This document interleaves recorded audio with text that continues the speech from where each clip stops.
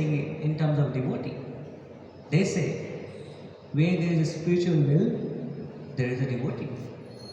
और भक्तों के केस में जहाँ पर आध्यात्मिक संपत्ति है वहाँ पे भक्त रहते हैं.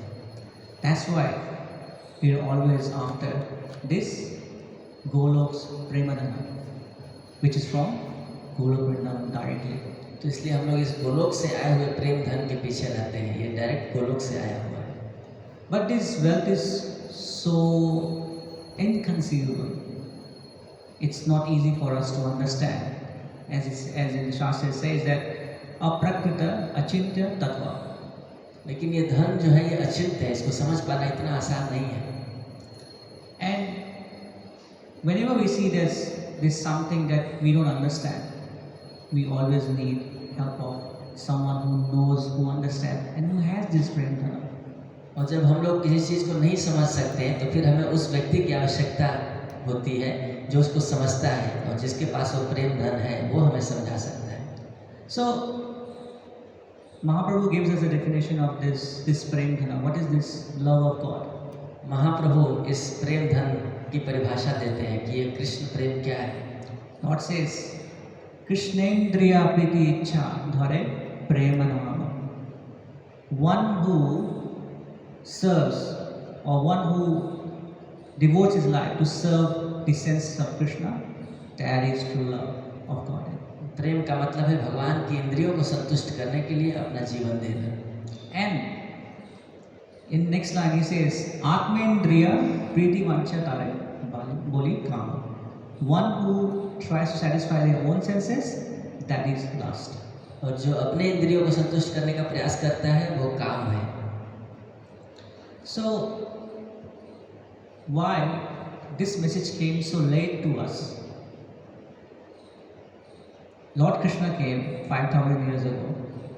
He gave us Bhagavad Gita. And he said at the battle of Kurukshetra, Sarva dharmam parityagi mam ekam sharanam vaja aham tvam sarva papebhyo mokshayisyami ma suchaha. Abandon all varieties of religion and just surrender unto me. भगवान कृष्ण जब 5000 साल पहले आए तो उन्होंने भगवत गीता का संदेश दिया और उसमें उन्होंने कहा कि सभी धर्मों को त्याग करके मेरी शरण में आओ. But Lord gave this information theoretically, not practically. लेकिन भगवान ने केवल थियोरेटिकली ये समझाया, प्रैक्टिकली नहीं. To teach it practically, Lord came again. He descended as Lord Chaitanya Mahaprabhu. तो भगवान ने उसको स्वयं करके दिखाने के लिए, प्रैक्टिकली सिखाने के लिए वही भगवान फिर से प्रकट हुए चैतन्य महाप्रभु के रूप. And he said, Yuga dharma pracharile nama sankirtana mukhya pathe jiva paye Krishna premadana.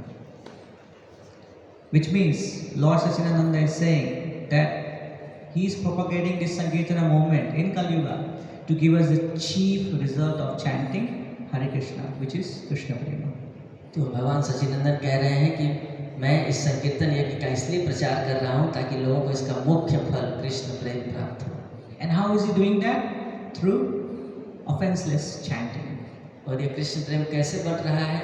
निरपराध भाव से भगवान का नाम जप करने से.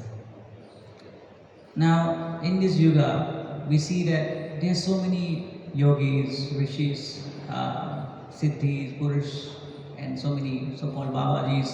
They are trying to get this prem, but they are not able to achieve this easy. हम देखते हैं कि आज के समय में बहुत सारे ऐसे योगी, सिद्धि, बाबा जी ये सब हैं जो इस प्रेम को प्राप्त करना चाहते हैं पर वो कर नहीं पा रहे. And Lord says in Bhagavad Gita also that Manusyanam sahasreshu kaschit yatati siddhaye yatatam api siddhanam kaschin mam veti tatvatah. Out of many thousands among such men, one may endeavor for perfection, and of those who have achieved perfection, hardly one knows me in truth. तो भगवान गीता में कहते हैं कि हजारों मनुष्यों में से कोई बिरला होता है जो इस मार्ग के लिए प्रयास करता है और उन हजारों में से भी कोई बिरला होता है जो सिद्धि प्राप्त कर पाता है. And that's where this information is so simply and easily provided by devotee of the Lord. और इसलिए भगवान के भक्त के द्वारा ये सूचना बहुत ही आसानी से सबको दी गई. And who's that devotee who gave us the method, the process through which we can perform this bhakti? और कौन वो भक्त हैं जिनके माध्यम से हमें ये सूचना प्राप्त हुई कि कैसे भक्ति करनी है. Jai Shri Gauritai ki Jai. None other than a 5-year-old boy, Prahlad Maharaj. 5 साल के बालक प्रहलाद महाराज ने हमें सिखाया कि भक्ति कैसे करनी है। In Srimad Bhagavatam, Prahlad Maharaj says, Shravanam Kirtanam Vishnu Smaranam Pada Sevanam Archanam Vandanam Dasyam Sakhyam Atma Nivedanam. Hearing and chanting about the transcendental holy name, form, qualities, paraphernalia and pastimes of Lord Vishnu, remembering them, serving the lotus feet of the Lord, offering the Lord respectful worship and 16 types of paraphernalia, offering praise to the Lord, becoming his servant, considering the Lord's one best friend and surrendering everything unto him. These 9 processes are accepted as pure devotional service. तो प्रहलाद महाराज बताते हैं श्रीमद् भागवतम के 7वें स्कंद में कि भक्ति करने की ये 9 विधियां हैं, श्रवण, कीर्तन, स्मरण, अर्चन, वंदन, ये सब इत्यादि। And in Bhagavatam we can see there are so many examples. Lord, through his devotees, he explains that how Shravana, who's the best personality of Shravana. तो श्रीमद् भागवतम में हम उदाहरण देखते हैं, इन विधियों के अलग अलग उदाहरण स्थापित करते हैं। तो श्रवणम में कौन आचार्य अपना उदाहरण स्थापित करते हैं? Yes, Prabhu. Parikshit Maharaj, that's right, Parikshit Maharaj. महाराज परीक्षित, हरि बोल। 7 days to go. He's about to die. What does he do? महाराज परीक्षित के पास 7 दिन था, 7 दिनों में मृत्यु होने वाली है, तो उन्होंने क्या किया? He goes to McDonald's. वो मैकडोनल्ड जाते हैं। Don't think so. He spends his last moment to hear from Sukadeva Goswami. उन्होंने अपने जीवन के आखिरी ये समय बिताए श्री सुखदेव गोस्वामी से श्रवण करने में। And for chanting, for kirtanam, और कीर्तन के लिए कौन उदाहरण स्थापित करते हैं? exactly. Thank you, Prabhu. Sukadeva Goswami. Sukhdev Goswami. And for remembering, और स्मरण के लिए कौन उदाहरण है? Prahlad Maharaj. Prahlad Maharaj. Prabhu has already gone through the whole of Bhagavatam now. And to serving the lotus feet of the Lord, Pada Sevana. Who's the best example? पाद सेवनम के लिए बेस्ट उदाहरण कौन है? Lakshmi ji. We all worship Lakshmi, but Lakshmi is worshipping Vishnu. हम सब लोग लक्ष्मी जी की पूजा करते हैं, पर लक्ष्मी देवी भगवान की पूजा करती हैं। We want to get the money not directly from the boss, but from his personal concern. हम लोग सीधा बॉस से पैसा नहीं लेना चाहते, हम उनकी पत्नी से पैसा लेना चाहते हैं। This is Kali Yuga. ये कलयुग है। And then deity worship. Who's the best example? Anyone from the back? Who's best example for तो deity पीछे worship? से कोई बताएंगे अर्चना के लिए श्रीमद् भागवतम में कौन है बेस्ट उदाहरण? पीछे के कोई भक्त बताएं। देवदत्त जी को सबसे अच्छे।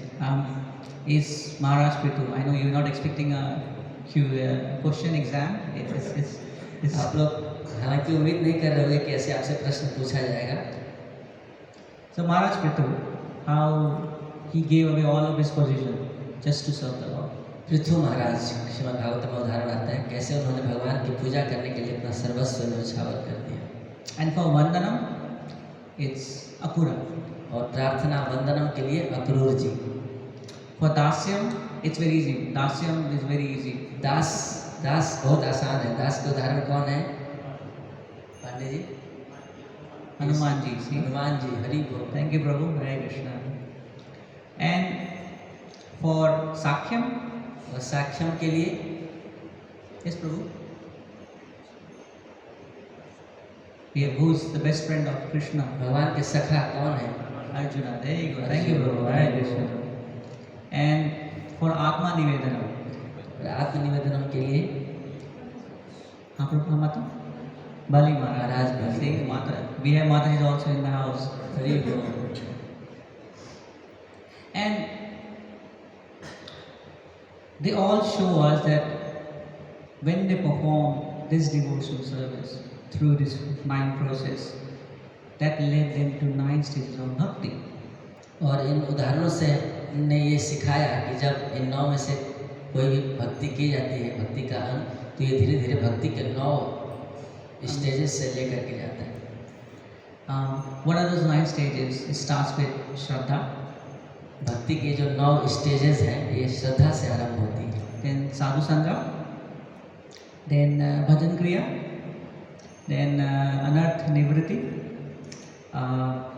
then nishtha, ruchi, asakti, bhav, prem. So shraddha. Do we think we all have shraddha here? क्या हमें लगता है कि हमारे अंदर श्रद्धा है? Yes, no, yes. Definitely yes. That's why you're sitting here. हमारे अंदर श्रद्धा है तभी हम यहाँ पे बैठे हुए हैं। Otherwise you will be at home watching TV, I'm pretty sure. नहीं तो फिर हम घर होते और टीवी देख रहे होते। And sadhu sangha. Do you think you do sadhu sangha? क्या आपको लगता है आप साधु संग कर रहे हैं? Bhajan kriya? क्या हम भजन क्रिया कर रहे हैं? Anarth nivritti? क्या अनर्थ निवृत्ति हो रही है? Yes, no, yes. Confused? Yes, it's happening. All these starting preliminary 4 limbs is happening automatically just by coming to Bhagavatam class. केवल भागवतम क्लास में आने मात्र से ये शुरू के जो 4 स्टेजेस हैं ये अपने आप होने लगते हैं। And the more we listen, the more we start practicing, then our faith develops. It becomes nishtha, firm faith. और जितना भगवान के बारे में सुनते हैं और उसका अभ्यास करते हैं तो ये हमारी श्रद्धा और बढ़ने लगती है और निष्ठा पे पहुंच जाती है। And then as a result, you wake up 4 a.m. in the morning and come for Mangal Aarti at 4:30. और इसका परिणाम ये होता है कि हम सुबह 4 बजे उठने लगते हैं और 4:30 बजे मंगल आरती में आने लगते हैं। And you chant all of your rounds every day without a skip. और हम रोज अपने 16 माला का जप करने लगते हैं, कभी भूलते या छूटते नहीं हैं। And when you reach that stage of chanting every day, then you're developing ruchi. और जब हम रोज रोज नाम जप करने लगते हैं तो धीरे धीरे हम रुचि विकसित करने लगते हैं। As a result, it leads to asakti. और जब रुचि पे हम कंटिन्यू करते हैं तो धीरे धीरे भगवान से आसक्ति होने लगती है। We want to serve the Lord, we want to serve His devotee more and more. हम भगवान की और उनके भक्तों की और ज़्यादा से ज़्यादा सेवा करना चाहते हैं।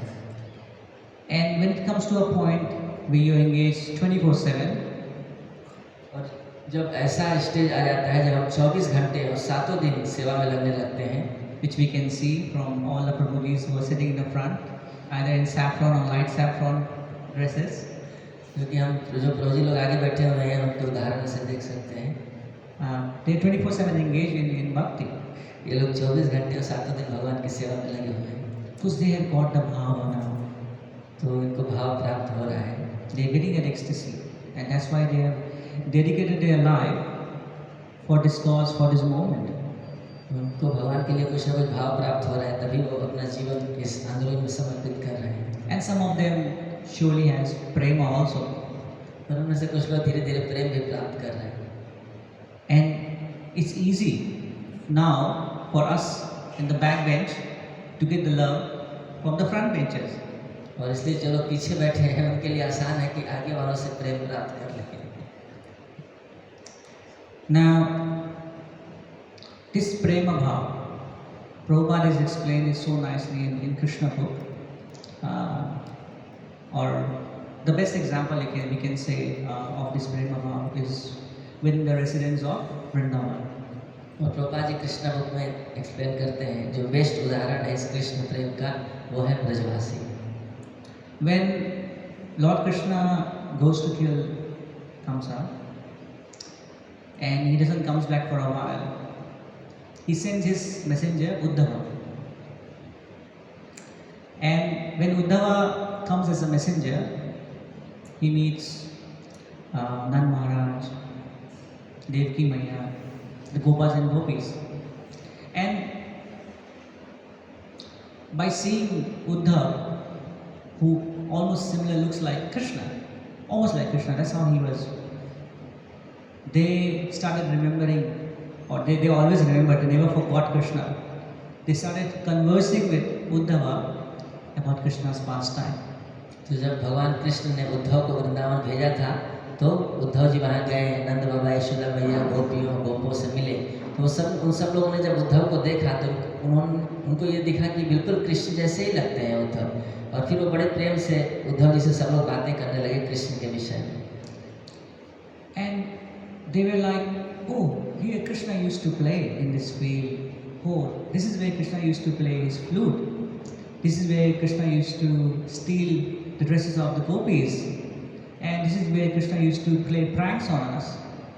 तो वो लोग 24 घंटे भगवान का स्मरण करते थे ब्रजवासी लोग कि यहाँ पर कृष्ण खेला करते थे, यहाँ पर कृष्ण गोपियों के वस्त्र चुराए थे, यहाँ पर कृष्ण बांसुरी बजाते थे। तो इस तरह से भगवान के बारे में सोचते थे।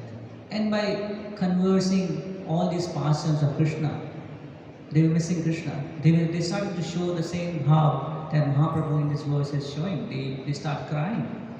और इस तरह से ब्रजवासी भगवान के बारे में बातें करते हुए उसी प्रकार से भगवान के लिए रोने लगते थे, जैसे यहाँ पर चैतन्य महाप्रभु उदाहरण प्रस्तुत कर रहे हैं। All this happened because Uddhava came as a messenger of Krishna, and he consoled them, consoled the residents of Vrindavan by reminding them, by his mere presence there, he was reminding them their relationship with Krishna. और उद्धव जी के वहाँ उपस्थिति से उद्धव जी वहाँ पर सबको console कर रहे थे, राहत दे रहे थे, और उद्धव जी को देख करके उनको कृष्ण का स्मरण और बढ़ रहा था। And when they were crying, Uddhav ji consoled them also, saying that Krishna is there with you always. He is there. He will come back, but currently he's present with you in your memories, as his pastimes, as his instructions. He's always there with you. और जब ये लोग रो रहे थे तो उद्धव जी उनको ढाढ़स बना रहे थे कि कृष्ण आपके साथी हैं, भगवान आपके हृदय में है, आपके स्मरण में है, अपनी लीलाओं के माध्यम से आपके साथ हैं और जल्दी ही भगवान आ जाएंगे। So, do you see, Uddhav was not playing the role of a messenger. He was acting like a spiritual master.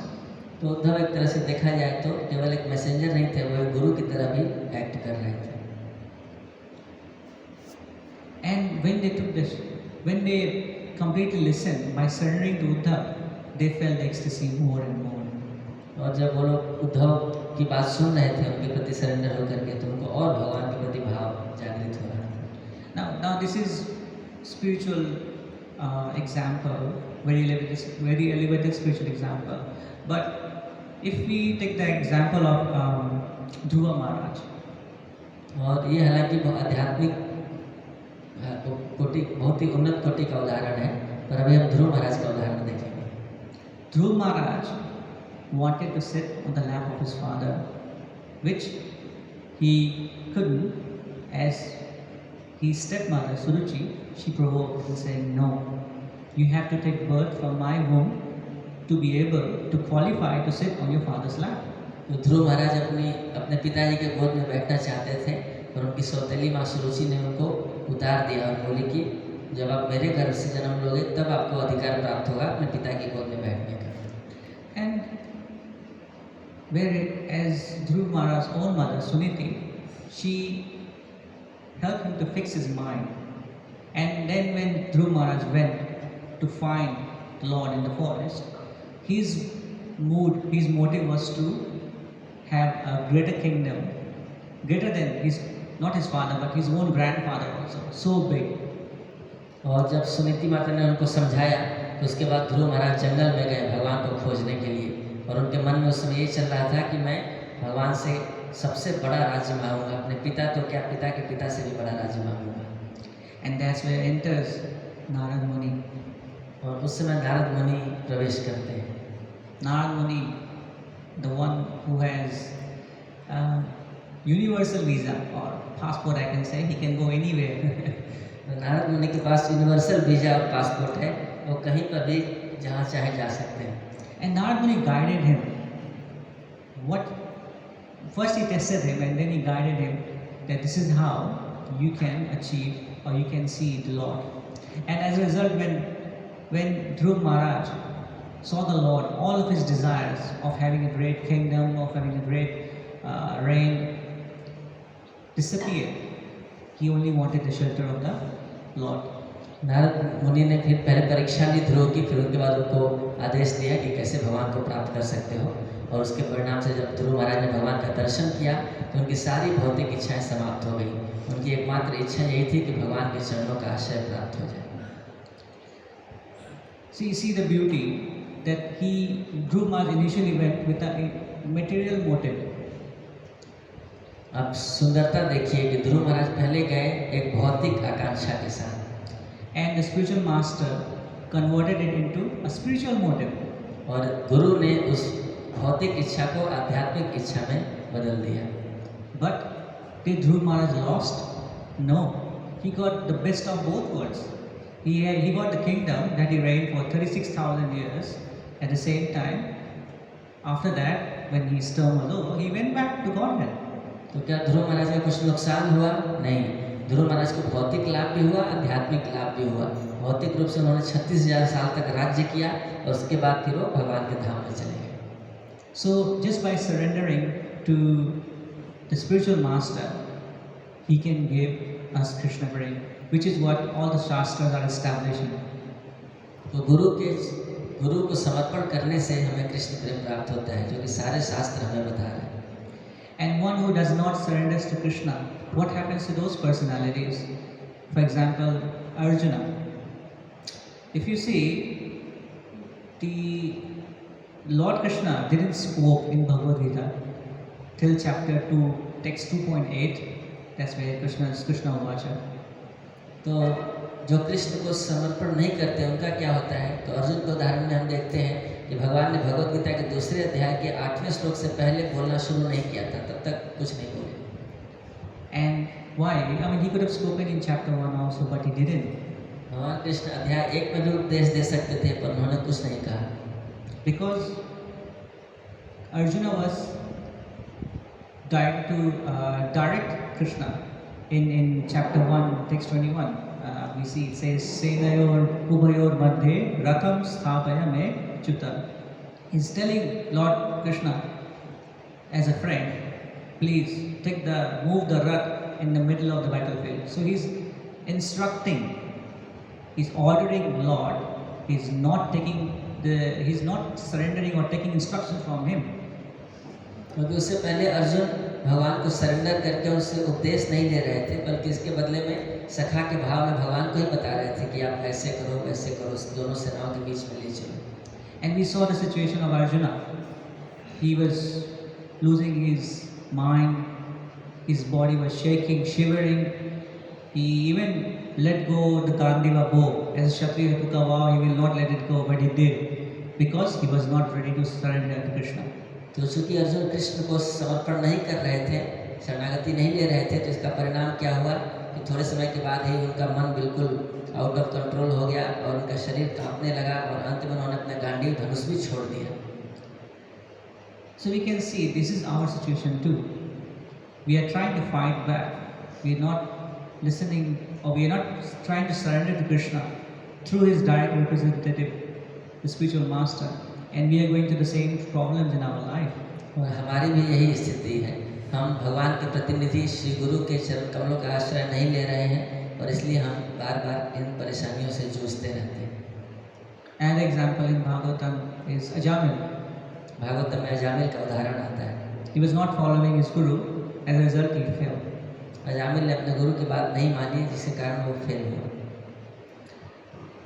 Now, because we are not surrendering to Krishna's instruction, either directly through him or through his spiritual master, we have this hunger. We have this hunger continuously growing in us to look for love. तो चूँकि हम भगवान और उनके प्रतिनिधि गुरु का आश्रय नहीं ले रहे हैं, तो हमारे हृदय में इस प्रेम के प्रति बहुत भूख बढ़ती जा रही है।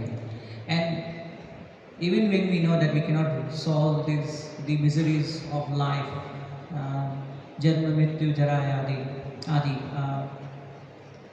still we are fighting back. We can see that during Corona time, or Corona, which is airborne, made us all chairborne. We got stuck to our chairs at home. We couldn't go out. तो हम इन समस्याओं का समाधान नहीं ढूंढ पा रहे हैं। जन्म मृत्यु जरा व्याधि, हमने कोरोना के समय में देखा कि कितनी परेशानी हुई सब। So Bhagavad Gita starts this way, directly from instruction from Krishna, and he reveals, and as a result we can see when Arjuna surrenders, at the end what happens? He wins the biggest battle of his life.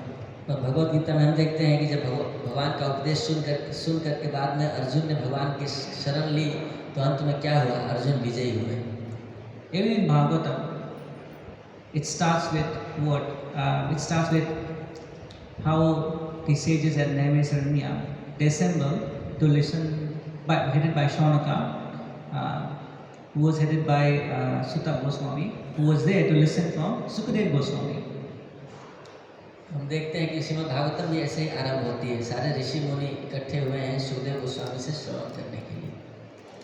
And as we said that in Canto 1 and 2, Parikshit Maharaj surrendering to Sukadeva Goswami to get the ultimate benefit, and the result he goes back to Godhead. ऐसे ही परीक्षित महाराज भी सुखदेव गोस्वामी के आगे समर्पण करते हैं और श्रवण करते हैं और अंत में भगवान के धाम जाते हैं। And Sukadeva Goswami also surrenders to his father Vyasadeva, and as a result he becomes such a great personality and achieves everything that none of us can achieve in this life. Sukhdev Goswami भी अपने गुरु व्यासदेव के चरणों में समर्पित करते हैं अपने आप को, और इससे उनको वो चीज़ प्राप्त होती है जो हम में से किसी को प्राप्त नहीं हो सकती।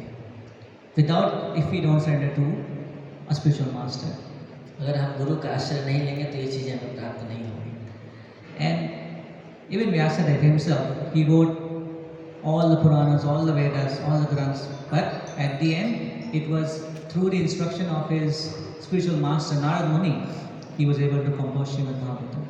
और ऐसे ही व्यासदेव जी ने भी हालांकि सारे वेद पुराण सब लिख लिए, पर अंत में नारद मुनि की ही आज्ञा से उन्होंने श्रीमद् भागवतम की रचना की। Srimad Bhagavatam doesn't let Mataji also alone.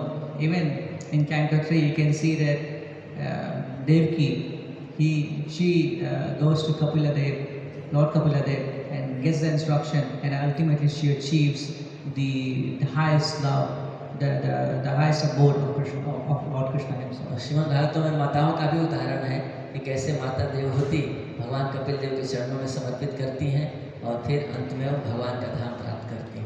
And then in Canto 4 we see that how Dhruv Maharaj surrenders to Narad Muni, then Prachina Bhari, how he surrenders to Narad Muni, and they all achieve the spiritual wealth.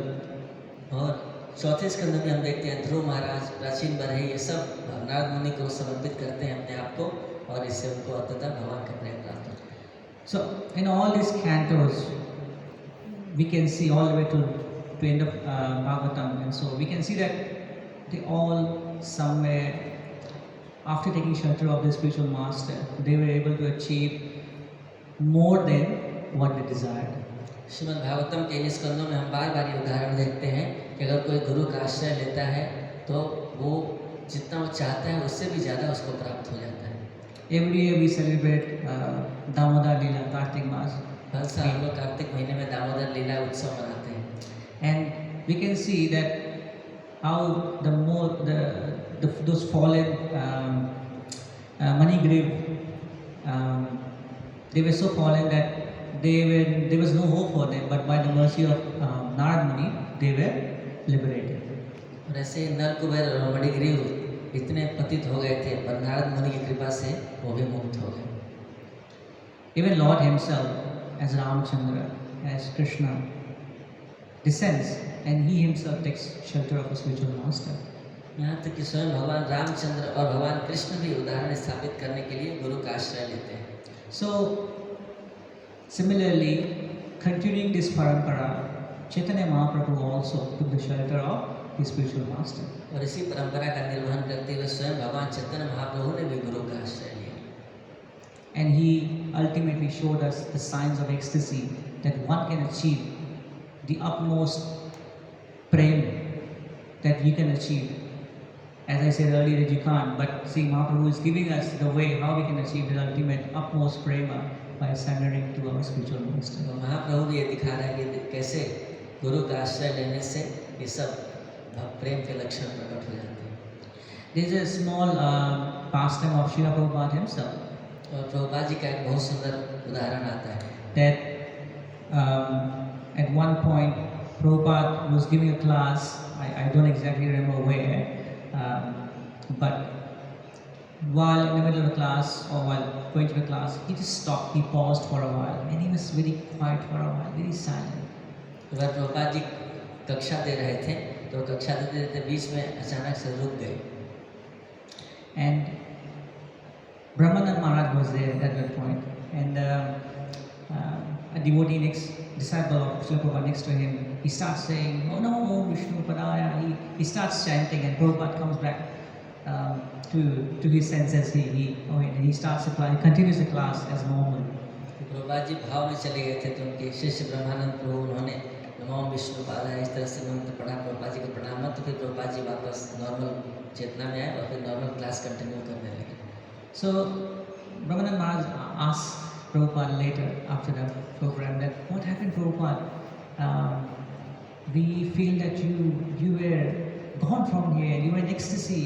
We tried to shake you or awake you, bring you back, but you were very quiet. What happened? तो बाद में ब्रह्मानंद प्रभु ने प्रभुपाद जी से पूछा कि प्रभुपाद जी क्या हो गया था, आप क्लास देते देते अचानक से रुक गए थे और ऐसा लग रहा था कि आप कहीं और चले गए हैं, आप यहाँ पे नहीं हैं। And this is what Prabhupada said. I will read exactly what he said in the most sweetest voice, little bit embarrassed also. तो प्रभुपाद जी ने जो कहा वो मैं एग्जैक्टली पढ़ करके सुनाऊंगा। प्रभुपाद जी थोड़े से शर्माए बोलने से पहले। So the founder Acharya is little bit embarrassed. It means it was something not out of normal. और ये निश्चित रूप से एक बहुत विशेष बात थी। Prabhupada says, I do not do that very often. Prabhupada ji ने कहा मैं ये अक्सर नहीं करता हूँ। The founder Acharya is saying that I don't do this very often. It means it's something not normally. You cannot explain it. Prabhupada himself is not explaining it. It's so highly elevated mood that he achieved, which he always had, but he expressed that point. तो हमारे संस्थापक आचार्य ये बात कह रहे हैं कि मैं हमेशा इस चीज़ को नहीं एक्सप्रेस करता हूँ। तो ये बहुत ही विशेष बात है, कोई साधारण चीज़ नहीं है, बहुत हाई मोड की बात है। Prabhupada is quoted also saying that, again I'm going to read exactly what Prabhupada said, the spiritual master's order should be taken as the prime duty of life. Prabhupada ji कहते हैं कि गुरु के आदेश को जीवन का एक मुख्य कर्तव्य बना लेना चाहिए। If one gets a bona fide spiritual master and acts accordingly to his direction, then his perfection of life in Krishna consciousness is guaranteed. 100% guaranteed. Prabhupada ji कहते हैं अगर कोई किसी को प्रामाणिक गुरु मिल जाए और उनके आदेशों के अनुसार अपना जीवन जी ले तो 100% गारंटी है कि उसको सिद्धि प्राप्त हो जाएगी। Not 99.9% guaranteed, which is available in this material world. It's 100% guaranteed. केवल 99.9% की गारंटी नहीं है जो कि संसार में दी जाती है, ये 100% गारंटी है। And Prabhupada gives us very simplistic process how to achieve this 100% guarantee. और प्रभुपाद जी बड़ा साधारण तरीके से समझाते हैं कि कैसे 100% गारंटी प्राप्त की जाती है। Once an interviewer asked Prabhupada, what is this dancing, chanting that you guys do? What is this every time I see you on the roads? तो प्रभुपाद जी से एक इंटरव्यूअर ने पूछा कि ये नाचना गाना ये सब क्या है, मैं देखता हूँ आपके भक्त लोग सड़क पे नाचते गाते रहते हैं। Prabhupada says, we don't do this dancing as an art, it is automatic.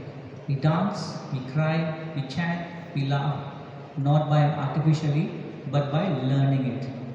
तो प्रभुपाद जी ने कहा कि हम ये जबरदस्ती नहीं करते हैं, ये नाचना गाना स्वाभाविक रूप से होता है, हम कोई जबरदस्ती नहीं कर रहे। Because maybe the interview must have come across some of TV soaps and serials that we can see now, which shows all these emotions, but it's fake. Interviewer निश्चित रूप से टीवी में ये सब चीज़ें देखी होंगी नाचना गाना, पर वहाँ पर वो जबरदस्ती किया जाता है बाहर से दिखावे के लिए। Prabhupada, and as Mahaprabhu has explained, and Prabhupada repeated the same thing that we do repeat every day in the morning. बहुजन्म करियर श्रवण कीर्तना तबुतना पाए कृष्ण परे प्रेमना. If one is invested with the 10 hours in the chanting of the Hare Krishna Mahamantra, despite his endeavor to chant the holy name for many births, he will not get the love of Godhead, which is the ultimate goal of this chant. तो अगर हम नाम अपराध करते रहेंगे तो फिर कई जन्मों तक जप करने के बाद भी हमें कृष्ण प्रेम प्राप्त नहीं हो पाएगा। So, and that is only feasible by serving Lord's instruction, because it's coming from the Lord directly, or His direct representative, which is spiritual master. और ये संभव है जब हम भगवान के आदेशों का पालन करते हैं और भगवान के जो डायरेक्ट प्रतिनिधि हैं गुरु, उनके आदेश का पालन करते हैं। We have both the book Bhagavad and the living and breathing Bhagavad. हमारे पास ग्रंथ भागवत भी हैं और भक्त भागवत भी हैं। As Lord says, Mad Bhaktya Puja Avyadika, which means one who worships the devotee of my devotee is very dear to me. भगवान कहते हैं कि जो मेरे भक्तों की पूजा करता है वो मुझे बहुत प्रिय होता है। So that's why in Krishna consciousness, all the devotees, they have their mission statement, which is to always remember Krishna and never forget Krishna. In absorption of love is the highest perfection of life, and you achieve it through CBT, chanting, through books, and T is by taking association. तो इस प्रकार से इन तीन चीज़ों से हम भगवान का प्रेम प्राप्त करते हैं। भगवान का नाम जप करना, ग्रंथों को पढ़ना और भक्तों का संग करना। And while coming to Bahadurgarh, Bahadurgarh comes inside what state? Haryana. The people are already so elevated here. They are saying Haryana, Haryana. You already calling Hari in your life. तो प्रभु बता रहे हैं कि हरियाणा के लोग तो पहले से इतने उन्नत हैं कि वो कह ही रहे हैं हरि आना, भगवान आप आइए। Hari will come. Definitely. He is already here. भगवान निश्चित रूप से आएंगे जब आप लोग बुला रहे हैं तो। So, without taking any further time, we all are part of this movement. We have to keep pushing in this movement. You have a great leader. You have a great temple president. You have Prabhupada and temple president and all the devotees here. I've heard about all the programs that you run here, which is amazing. And definitely, I mean, on a weekday, you don't see this many devotees in the temple in a Western country. I can tell you for sure. तो हम सब लोग प्रभुपाद जी के आंदोलन से जुड़े हैं। तो हम लोग की जिम्मेदारी है कि मिल करके इस आंदोलन को और ज़्यादा फैलाएं। और यहाँ पर श्री प्रभुपाद जी हैं और आपके पास बहुत अच्छे मंदिर के अध्यक्ष हैं, इतने सारे भक्त हैं। तो निश्चित रूप से बहुत सौभाग्य है। हमारे विदेशों में तो इतने भक्त वीकडे पे कभी नहीं दिखते हैं।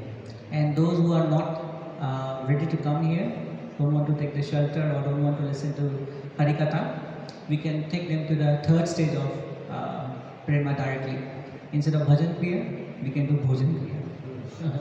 और जो लोग यहाँ पे नहीं आ पा रहे हैं, भगवान की कथा सुनने में जिनकी रुचि नहीं है, उनको फिर हम भजन क्रिया के बजाय भोजन क्रिया कर सकते हैं, प्रसाद कर सकते हैं। It's very simple.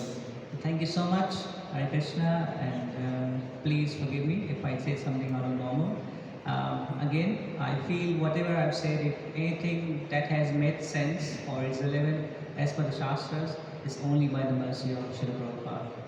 तो मैं क्षमा चाहता हूँ अगर मुझसे कुछ त्रुटि हुई हो बोलने में, और मैं जो भी बोला हूँ शास्त्रों के अनुसार अगर मैं बोल पा रहा हूँ तो ये श्री प्रभुपाद जी की कृपा है मेरे ऊपर। And before I end the class, I just want to again give my heartfelt thank you to every one of the devotees, Vaishnavas and Vaishnavis, Matajis. We will not forget you. Thank you so much, and Hare Krishna. If there's any comments or questions, I will just. तो मैं हर भक्त का धन्यवाद करता हूँ जो लोग यहाँ पे बैठे हैं, प्रभु जी लोग, माता जी लोग, सबका बहुत बहुत धन्यवाद है। और अगर किसी का कोई प्रश्न है या कुछ टिप्पणी है तो बता सकते हैं। Comments is welcome. Question we will point you to Guru. अगर आपका कठिन प्रश्न होगा तो फिर विद्या आशा प्रभु जी उत्तर देंगे। Thank you so much. Prabhuji, you told there is 9 stages Shraddha to prem. So it is step by step, or in every actually we see ourselves is that we are in practicing all steps, or we step by step is there. तो प्रभु जी पूछ रहे हैं कि जो भक्ति के 9 stages हैं तो ये एक एक करके चढ़ते हैं या ऐसा भी होता है कि 2-3 एक साथ चल रहे हैं, एक के में एक? अब मैं जवाब हिंदी में दे सकता हूँ। स्टेप बाय स्टेप है, मगर हम कई बार देखते हैं कि कुछ लोग भक्ति में बहुत जल्दी आ जाते हैं, बहुत जल्दी प्रोग्रेस करते हैं। ये सब डिपेंड करता है कि हमारे गुरु के प्रति हमारा कितना सरेंडर है। आपके लेवल ऑफ सरेंडर पे डिपेंड करेगा कि आप कितने जल्दी प्रोग्रेस करोगे। मगर अगेन भगवान कहते हैं कि हम जहाँ स्टॉप करते हैं अपने लास्ट लाइफ में, इस लाइफ में वहाँ से शुरू करते हैं। तो इट्स कॉम्बिनेशन, मगर एट द एंड आप देखोगे, आप किसी भी स्टेप पे शुरू करो, उस आग को माचिस देने वाला एक भक्ति होता है. So this is what I see it is. It is step by step, but for against some people you can jump, but only by the shelter. अभी हम मतलब कुछ पार्ट हमारे हमें आसक्ति हो सकती है, निष्ठा है या नहीं, मैं ये कहना चाह रहा हूँ. सॉरी आप क्या? भाव प्रेम है, मतलब ये स्टेजेस है. तो एक्चुअल में हमें निष्ठा है, हम देखते भी हैं कि कुछ निष्ठा है तभी तो हम कर रहे हैं. Definitely. तो उसका परसेंटेज होना चाहिए आई थिंक. आसक्ति का कुछ परसेंटेज हो. और ये कह रहा है कि अगर मैं किसी एक स्टेज पे हूँ तो उसके आगे के स्टेज का भी कुछ परसेंटेज है या एब्सोल्युटली एक ही स्टेज पे है? हमेशा जब आप निष्ठा आपका हो रहा है, आसक्ति हो रही है, तो आई थिंक समझाया कि 75% ऑफ योर जब आसक्ति जब हो जाती है, then you move to the next step. But again आसक्ति से नेक्स्ट स्टेप जाने के लिए डेफिनेटली आप लोग भाव आ रहा है. सो यस, आप दोनों साइड आपके पैर है, पर एक जगह ज़्यादा है और एक जगह कम है. तो धीरे धीरे आप कैसे दूसरे पैर को पूरी तरह से उस स्टेप पे रखें, उसी का वही प्रोसेस है जो कि गुरु की कृपा से होता है. और हम किस फेज में, किस स्टेज में हैं, वो हमारे गुरु को ज़्यादा अच्छी तरह से पता होगा प्रेजेंट हमको. इसलिए हमको अपने गुरु से बात करना चाहिए, पूछना चाहिए, तो वो हमें और बेहतर समझा पाएंगे. और किसी भक्त का कुछ प्रश्न है तो पूछिए. इस प्रभु ये प्रोग्राम में सुंदर तरीके से समझाया भागवत से भगवदगीता से लेके. तो जी मेरा क्वेश्चन ये है, जैसे हमारे श्रद्धा साधु संत और भजन की अनर्थ में जैसे कि हम अर्जुन जी के जीवन में भी देख सकते हैं. जैसे अर्जुन को भी भय, मतलब उस चीज़ का भय था अनर्थ निवर्तन के लिए, जैसे कृष्णा था. इस तरह से हम अपने जीवन में भी देखते हैं, अपने अहंकार के कारण अनर्थ निवृत्ति को निकालना बहुत ही असंभव होता है. तो वो चीज़ को हम साधु संग में कैसे उसको जीवन में अपना सकते हैं, अहंकार से हटकर अनर्थ निवृत्ति को कैसे निकाल सकते हैं? बेसिकली लस्ट एंड ग्रीड से कैसे दूर उसको निकाल सकते हैं लाइफ से. और कैसे भक्तों का संग करें कि सब निकल नहीं रहा है? निकल नहीं रहा है. प्रभुपाद बोलते हैं आई थिंक ज़्यादा संग करो. सिंपल.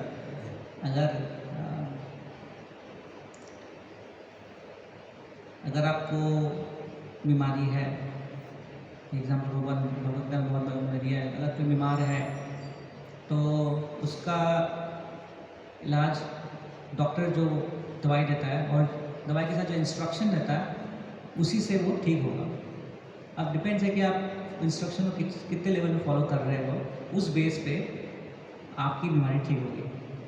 प्रभुपाद ऐसे बोलते हैं. सेम चीज़ हमारे साथ ही है. अगर आपको लग रहा है कि मुझे आलस आ रहा है या मुझे वो रुचि नहीं बिल्ड हो रही है, मैं अटका हूँ कहीं ना कहीं, तो कहीं ना कहीं शायद हम अपना संग भी उतना उस लेवल पर नहीं कर रहे. हम आज के समय में मोबाइल फ़ोन से ज़्यादा संग रखते हैं और भक्तों से कम रखते हैं. तो हमें पता है कि हम कहाँ गलत जा रहे हैं. इसलिए लेक्चर ऑफ इंस्ट्रक्शन में जो 6 ways of exchanging between devotees जो समझाया गया है, रूपा गोस्वामी ने बताया हमें, we have to associate with devotees definitely, but the more we associate with high level devotee, because we have, हमारे पे भी लेवल है डिफरेंट, सीनियर, स्टार्टिंग में है, सीनियर है, फिर उसके ऊपर और भी है. तो the more you associate with a pure devotee, you will see कि ये जो all this feelings will slowly gradually go away. This is how you will achieve. You follow the instruction, you take the medicine as per the instruction, then only you will get well. So आप ज़्यादा संग कीजिए. संग करने के लिए हमें ज़्यादा दूर जाने की जरूरत नहीं है. आज YouTube में सब कुछ अवेलेबल है. सवाल के लिए आपके यहाँ पर लीडर्स हैं, उनसे पूछिए. And you have to open your mind, but in confidence. And then the devotee, the senior devotee, whether it's a spiritual master or if the spiritual master is not here, if it's your after leader here, वो आपको help करेंगे. because they have already overcome the situation. तो it's simple. कोई जादू की गोली नहीं है जो मैं दे सकता हूँ. This is simple. Okay, thank you so much. Oh, yes, Prabhu. जैसे गुरु महाराज ने भक्ति प्रारंभ की थी भौतिक इच्छा से, तो वो बदल कैसे गए? इस प्रोसेस से उनका भाव बदल गया, उन्होंने अपनी जो इच्छा थी कि मैं साम्राज्य मानने को त्याग कैसे किया? गुरु महाराज की इच्छा थी. गुरु महाराज आए थे भौतिक इच्छा से, हाँ, चेंज कैसे हो गया? आप इस्कॉन आए थे? क्या क्या किस लिए आए थे यहाँ पे? हमारी भौतिक इच्छा अभी भी पड़ी। और अभी आप वैसा तिरक लगा के बैठे हो भागवतम क्लास में, ये कैसे हो गया? कह रहे अभी भी भौतिक इच्छा है मेरे। भौतिक इच्छा है, मगर कहीं ना कहीं आप उस भौतिक इच्छा को साइड में दबा के यहाँ पे आ रहे हो क्लास सुनने के लिए, कैसे हो गया ये? भगवान की कृपा से, भगवान की मर्जी से. जो बोल नहीं सकता है, चल नहीं सकता, वो नाच सकता है, कूद सकता है. तो ध्रुव महाराज भक्त थे, बट वो उस लीला में उन्होंने ऐसा दिखाया हमको समझाने के लिए कि जो भौतिक जो सुख हम खोज रहे हैं भौतिक जगत में नहीं, वो आध्यात्मिक जगत में.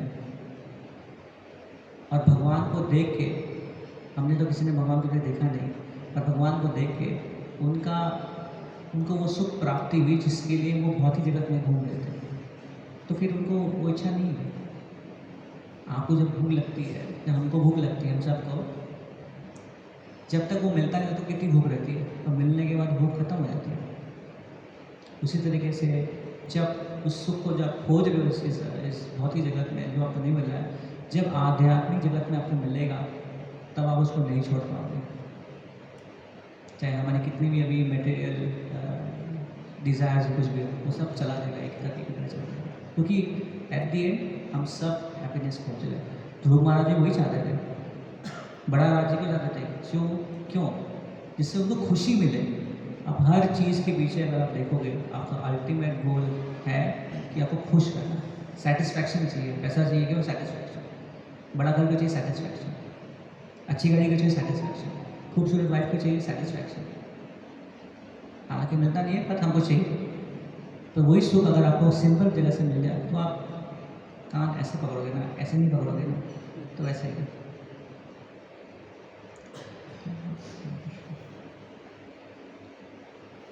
Okay, thank you so much. Hare Krishna. Shrimad Chaitanya की जय, श्री प्रभुपाद की जय,